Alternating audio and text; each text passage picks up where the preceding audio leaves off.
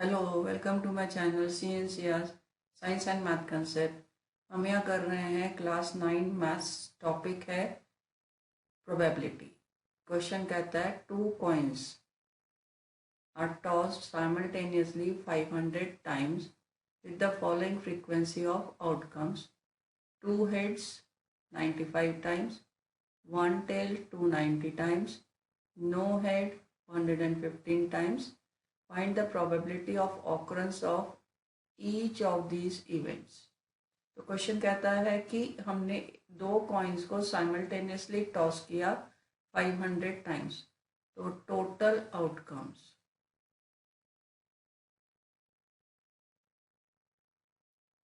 Is equals to 500। इसे हम ए से डिनोट करते हैं। अब उसमें हमारे पास टू हेड्स एक साथ आए हैं 95 टाइम्स। इसे हम एक ए से बी से डिनोट कर देते हैं। वन टेल आया है 290 टाइम्स, तो इसे हमने टी से डिनोट किया। नो हेड आया है 115 टाइम्स, इसे हमने एच से डिनोट कर दिया। तो अब हमें इनकी सबकी प्रोबेबिलिटी फाइंड करनी है। तो प्रोबेबिलिटी का फॉर्मूला होता है फेवरेबल आउटकम्स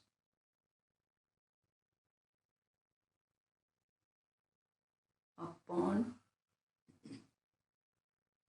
टोटल आउटकम्स।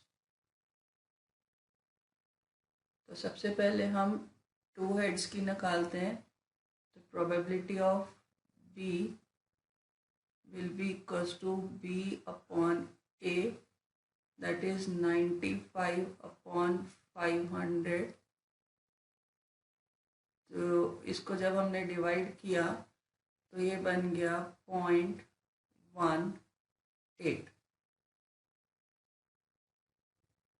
0.18 नहीं, 0.19।